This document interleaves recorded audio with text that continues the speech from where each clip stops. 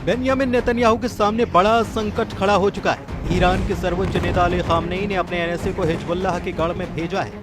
Hezbollah का गढ़ यानी कि लेबनान की राजधानी बैरूत, और बैरूत से जो 3 बातें निकलकर सामने आई हैं उसे लेकर व्हाइट हाउस तक हड़कंप मच गया। अगले कुछ दिनों के अंदर पश्चिम एशिया में एक नया फ्रंट खुल सकता है। वैसे खबर ये भी है कि इजराइल अब ईरान पर फिर से स्ट्राइक करने का प्लान बना चुका है। जब गाजा में बम फट रहे थे, जब गाजा पर बंकर बस्टर गिर रहे थे, इसी दौरान 24 घंटे के अंदर इजराइल ईरान के बीच बहुत बड़ा उलटफेर हो चुका है। ईरान ने इजराइल के खिलाफ हिजबुल्लाह को फिर से सुपर एक्टिव कर दिया है। हसन नसरल्लाह की बरसी पर ईरान के राष्ट्रीय सुरक्षा परिषद के सचिव अली लारिजानी पहुंच गए लेबनान। लारिजानी ने बैरूत पहुंचकर साबित कर दिया कि ईरान हिजबुल्लाह के साथ खड़ा है। हसन नसरल्लाह के बेटे जवाद नसरल्लाह यानी कि जूनियर नसरल्लाह ने भी कह दिया है कि हिजबुल्लाह हथियार नहीं डालेगा, यानी कि इजराइल को टक्कर मिलती रहेगी। यह है लेबनान की राजधानी बैरूत, जिसमें दक्षिण का ये इलाका हिजबुल्लाह का गढ़ कहा जाता है। हजारों लोग जुटे हैं। मौका हसन नसरल्लाह की बरसी का है। ये लोग उसी जगह इकट्ठा हुए जहां पर नसरल्लाह की कब्र है, और यहां लगे पोस्टर बता रहे हैं कि हिजबुल्लाह सुपर एक्टिव हो चुका है और उसको फिर से सक्रिय करने वाली ताकत ईरान है।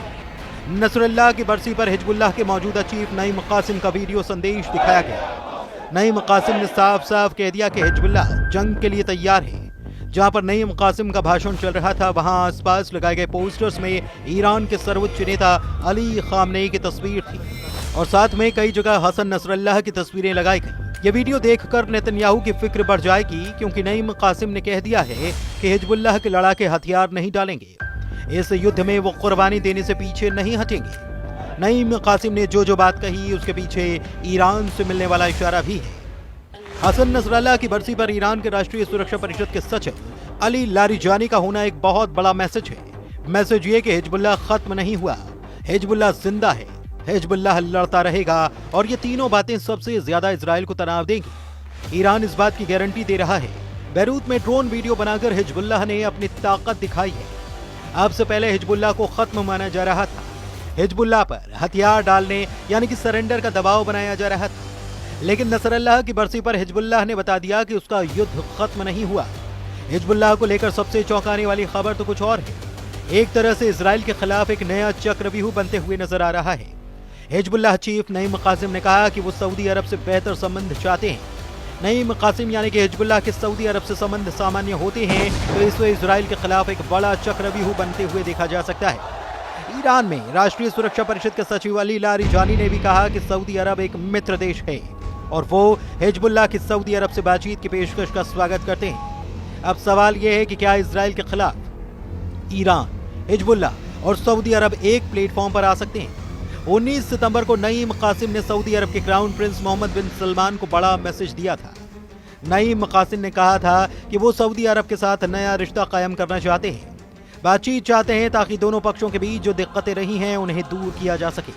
सऊदी अरब के लिए हिजबुल्लाह का मैसेज अरब मीडिया में छाया रहा, क्योंकि हिजबुल्लाह चाहता है कि इजराइल के खिलाफ अब सऊदी अरब उसके साथ खड़े हो जाए। कतर से लेकर तुर्की और बाकी अरब देशों से लेकर इजराइल तक हर जगह यह खबर छाई रही।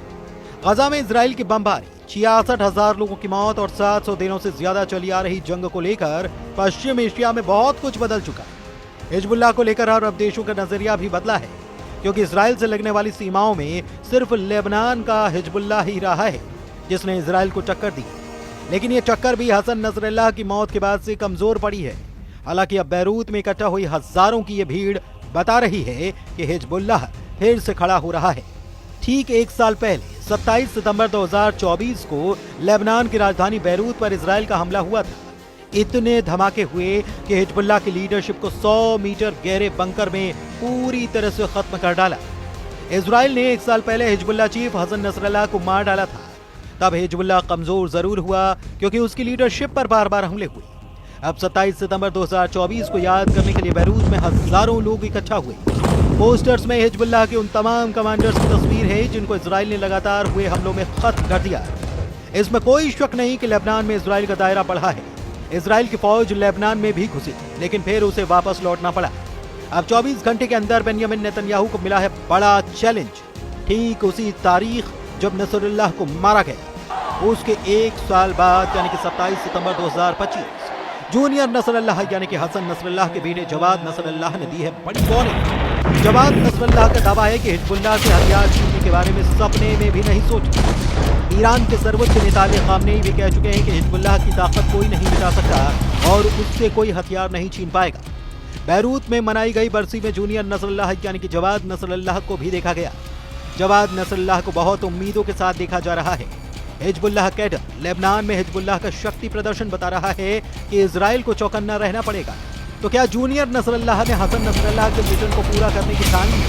जहां नसरल्लाह पर बंकर बस्तर बम बरसाकर उसे हमेशा के लिए खामोश कर दिया गया, वहां से हिजबुल्लाह की एक नई जंग का शोर सुनाई दे रहा है। क्या जूनियर नसरल्लाह का दावा बता रहा है कि फिर जिंदा हो चुका है हिजबुल्लाह? क्या हिजबुल्लाह को ईरान से फिर मिलेंगे हथियार? क्या यमन के बाद हमले के लिए तैयार है लेबनान? बेंयामिन नेतन्याहू कैसे तोड़ेंगे हिजबुल्लाह का नया अवतार? इन सब के बीच ईरान को अलर्ट करने वाली बड़ी खबर रूस के विदेश मंत्री ने दी। जब से रूस के विदेश मंत्री सर्गेई लावरोव ने कहा है कि ईरान पर फिर हमला हो सकता है, तब से तेहरान में रेड अलर्ट है। सिग्नल साफ है कि इजराइल कोई बड़ी तैयारी कर रहा है, जिसकी खबर पुतिन को हो चुकी है और उन्होंने अब ईरान को आगाह भी कर दिया है। रूस और ईरान की दोस्ती बहुत पक्की है। यूक्रेन के युद्ध में ईरान ने रूस को बड़ी मदद की।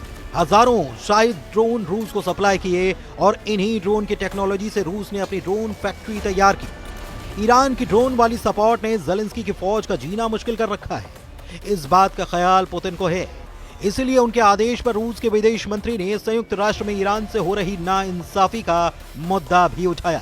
एक बात साफ है कि ईरान और रूस साथ साथ हैं और ईरान हिजबुल्लाह को फिर से खड़ा करके बाकी अरब देशों का गुट बनाने की भी कोशिश में लगा है। कतर पर हुए इजरायली अटैक ने पहले ही अरब वर्ल्ड को इजराइल के खिलाफ कर दिया है। लेकिन दूसरा सच ये भी है कि लेबनान में हिजबुल्लाह और यमन में हूथी के अलावा इजराइल से लड़ने की ताकत अब तक किसी अरब देश ने नहीं जुटाई है।